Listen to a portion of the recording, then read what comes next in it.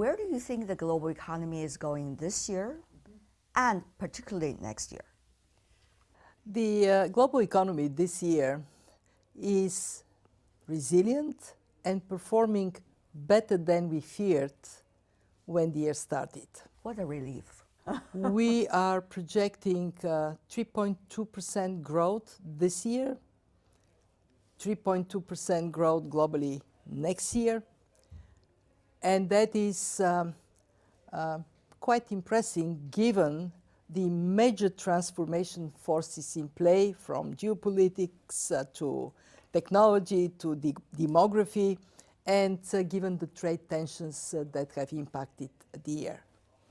But with 3.2% and very high level of debt in many countries, this is better than we feared, but less than we need.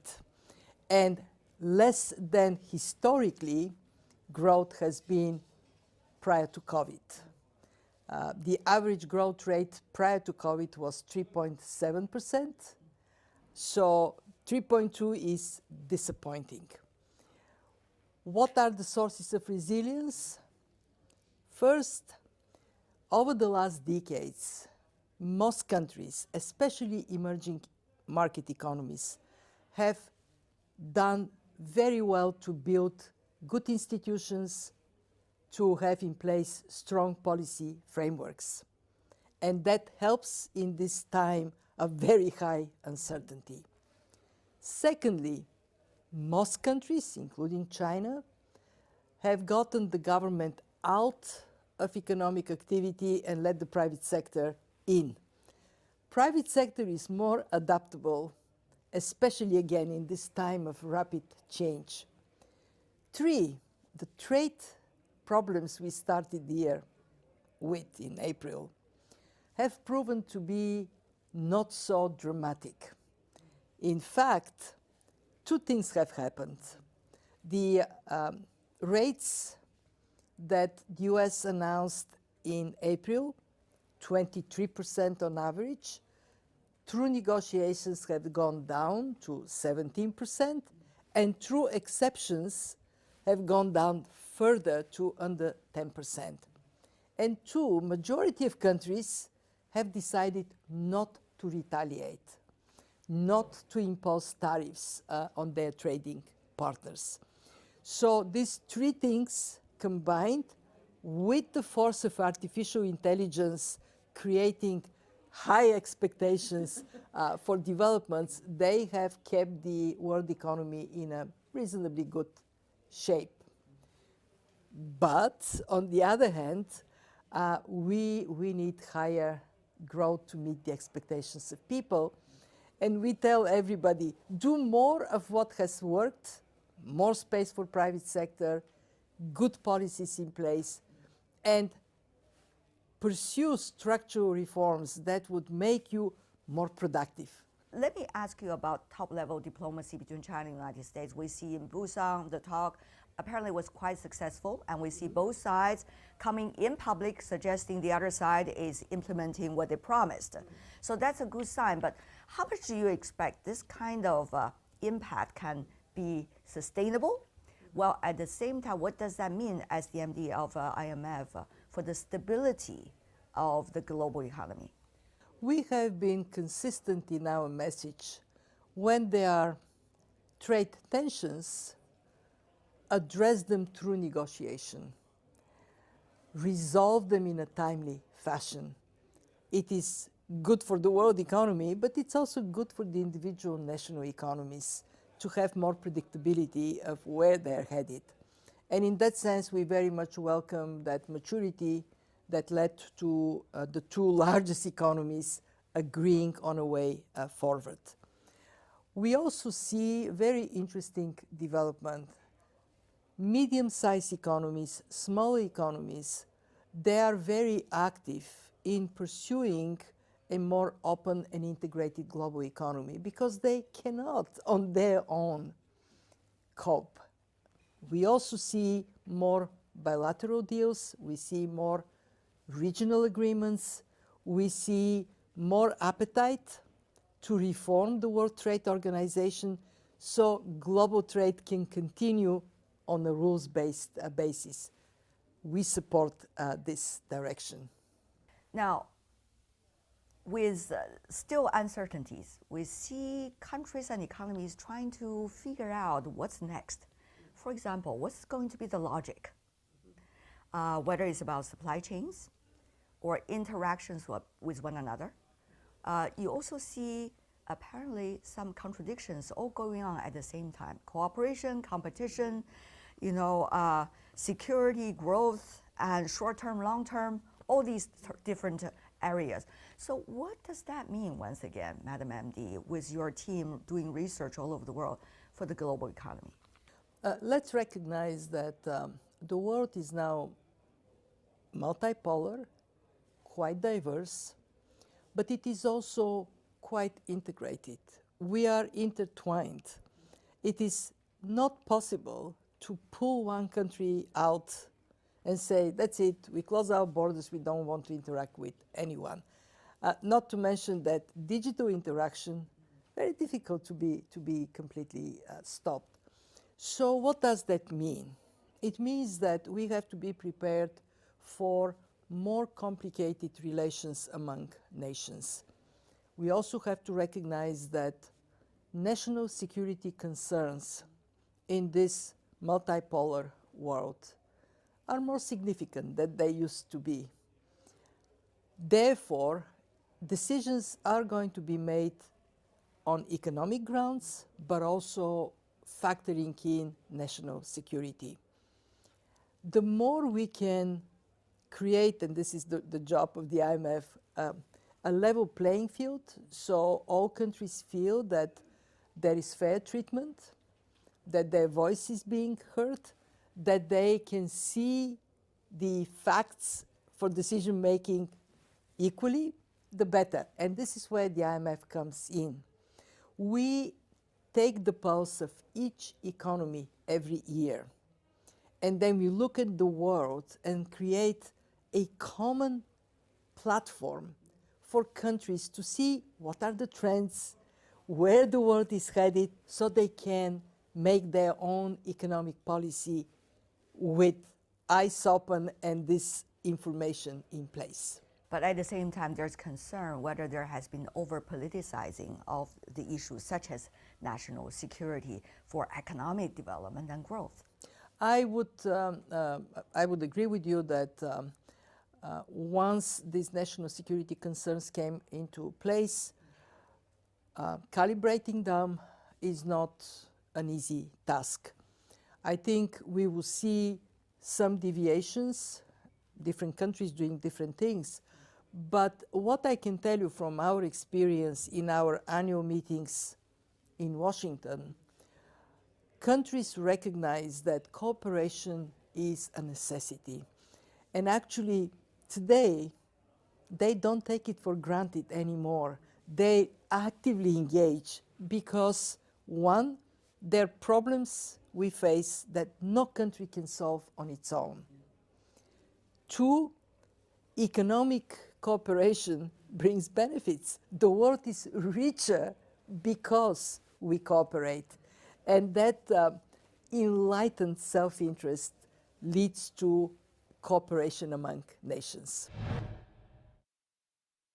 We have seen rhetorics against multilateralism, against the global governance. For example, the UN is now being arguably whether functioning well or not. There's also talks about other organizations such as WTO.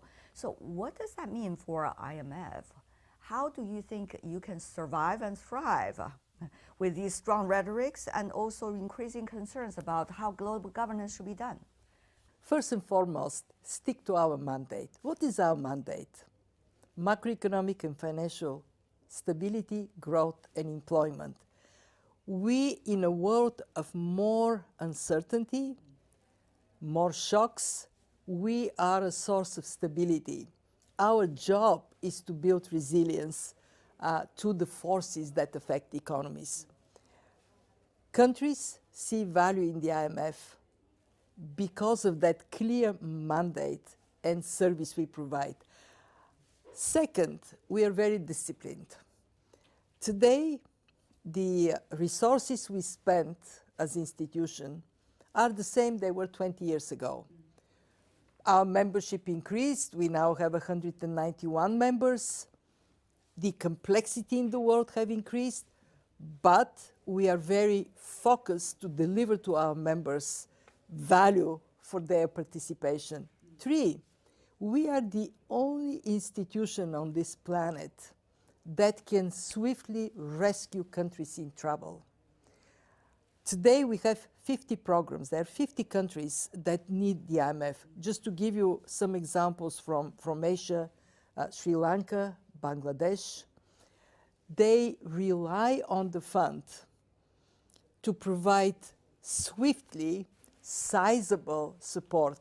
And we do it with no cost to taxpayers. And that value of the fund demonstrably has been respected by all our members, rich, poor, big, small.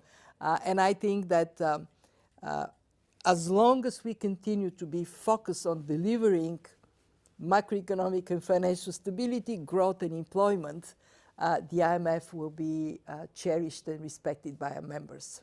However, there is still a lot of concerns about whether developing countries and emerging economies are having the right proportion of decision-making within IMF, as important a body as you just illustrated. It is very important for the IMF and all other institutions, international organizations, to recognize that the world is changing, we also have to change. In the case of IMF, over the years, we have increased voice and participation of emerging markets and developing economies, and we will continue to work in that direction. Very important for the IMF is that we have created an additional representation for sub-Saharan Africa. So the region that needs our support the most has 3 representatives to speak on their behalf. We also are increasing the participation of nationals of different countries on our staff. I am the first managing director that comes from an emerging market economy. I take this as a very important responsibility to the emerging market world. I have 4 deputies. One of them is Mr. Bo Li from China. And then on our senior management team, on our staff, we look like the world. I want to repeat this. Change in the world means we have to evolve, we have to move forward. Because recent numbers have really shown developing countries, emerging economies, so-called global south, has become a majority of the global growth of trade. Just as one of those many examples as in front of us. There has been increasing concern once again, because economies are not necessarily doing well all over the world, about the credibility of US dollar and also about the current currency regime in the world. I really wonder, when these news coming out, as the MD of IMF, what are you working on together with your colleagues to make sure things are getting to the right direction for most of the world's economies? When we look at the role of the dollar in the world economy, we recognize that it is based on the strength of the United States and, most importantly, of the depth and liquidity of the capital markets in the US. In other words, the dollar is useful to others because there are strong institutions and strong fundamentals behind it. When we think of the currency composition, over the years we have seen that the global reserves moved on the basis of evolution of currencies. For example, the euro didn't exist. Now it is about 20% of global reserves. The RMB is also a part of the basket of currencies on the basis of which the special drawing rights, the reserve asset of the IMF, is based. what is important is that we very carefully monitor policy developments that have systemic significance. And as you refer to the Fed, of course, we monitor decisions of the Fed. Right now, what we see is the Fed is easing interest rates, and the dollar has weakened a little bit. This is good for emerging market economies. It makes their currencies more competitive, stronger, and it is also a source of more access to financial resources for emerging markets. We advise our members on the basis of monitoring these developments, and this is again how the fund is very useful. Instead of each country trying to understand what is going on its own, they rely on our expertise and policy advice. If you look at the world stage, there are increasing numbers of financial institutions playing their different roles. Regionally, for example, you see AIIB, you also see New Development Bank. There has been talks about the Global South Development Bank, and the list goes on. So how do you see the cooperation and apparently even competition between IMF and these institutions and to-be institutions? The IMF has a special role among these institutions. We are the only ones that survey the economic, financial health of every nation. And as such, we are a source of information for the development banks. And two, when there is a need to rescue a nation in trouble, usually we bring together everybody. Cooperation among multilateral institutions is always important. In a world that is more fragmented, even more important. And I can say wholeheartedly that you would always see the IMF being a strong partner to institutions that work for development. Latest IMF estimate, the economic growth rate for China this year, next year have all been risen. Tell us why.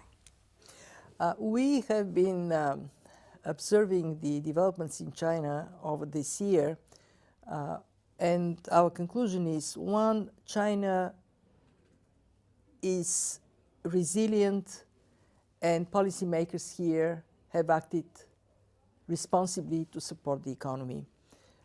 Fiscal support, monetary policy support have helped the Chinese economy in a turbulent year to perform well. Second, China's exports are quite competitive, and actually exports have increased this year, and that gives impetus to growth. At the same time, we strongly recommend to China to shift its growth model from one that is based on exports to domestic consumption. Why?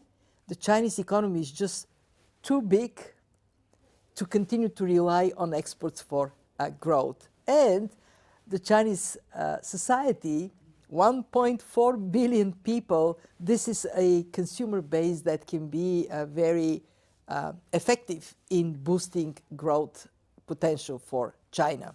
We see some of the earlier policies already being done and implemented about boosting consumption, for example, trying to support people's welfare. But it seems that it has not necessarily transformed the picture yet.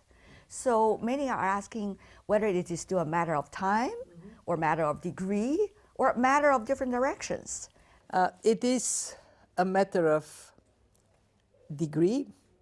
We recommend a forceful, comprehensive set of measures that address the property sector resolutely, that build confidence in consumers to spend money through social support measures, and that create a reform environment that makes consumption more attractive in how performance of policymakers is assessed.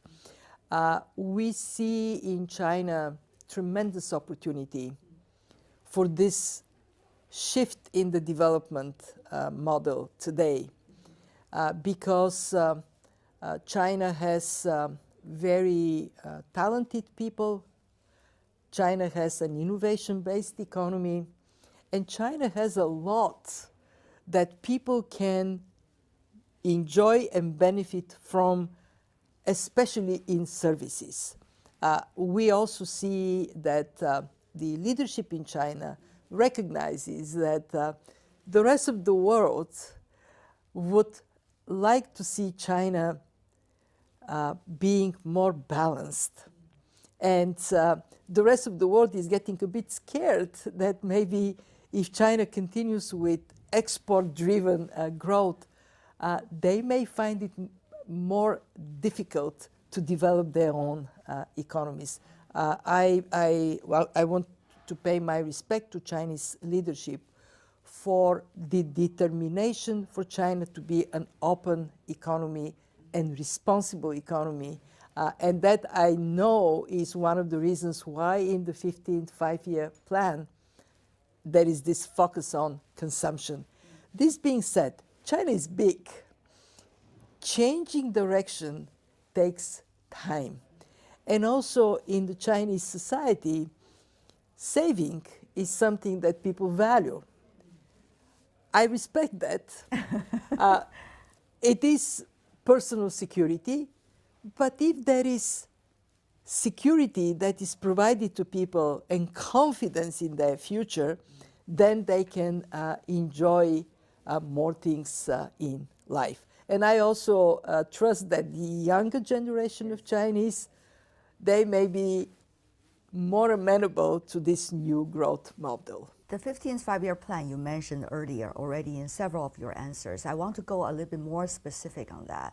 You see the outline, it suggests shifts of consumption habits and models, supply chain possibilities, innovation, ecosystems, and the list goes on. How would you assess the nature of China's 15th five-year plan? Black and white already put out there in front of the world. And also, what could that mean for such an important economy? What we see today is positive because the emphasis is put on three things. One, high quality growth. And this is where the emphasis on innovation is really valuable.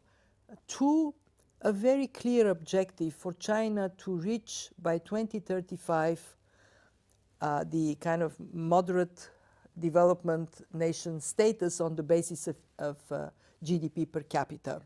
And that is really good because it means it is people's focused, it is people-centered. And three, emphasis on consumption. Because if China just simply cannot continue to grow on the basis of exports, the rest of the world may then be tempted to become protectionist against China. And China, the country that strongly stands by open and inclusive global economy, of course wouldn't want to see that. Plus the potential for improving the quality of life of people in China by shifting towards more services, from goods to services, more domestic consumption than export. This is going to be beneficial for the well-being of the Chinese people, and I wish all the very best to everybody in China. We see industrial policies being widely spread all over the world these days, particularly over the past 2 to 3 years. While economies struggle to find their competitive edge, what has been the impact of industrial policy, looking at the performances of economies, and how do you see the spread of this policy and its future potential? We are concerned about it. We actually analyzed this increase in industrial policy, and what we find is that the record is mixed. Yes, there are market failures. They determine the use of industrial policy to correct these market failures. For example, here in China, the reorientation towards environmental sustainability did benefit from industrial policy oriented towards green technologies, electric vehicles, solar panels. But once this is corrected, then the support should be withdrawn and let the market decide how to allocate resources. Our advice to China is set a high standard. We are not saying do not use industrial policy, but use it prudently. For the rest of the world, it is the same picture. Countries are moving in industrial policy sometimes without that high standard being met. And our advice is be careful. Misallocation of resources means that instead of enriching your society, you're actually causing a loss of productivity.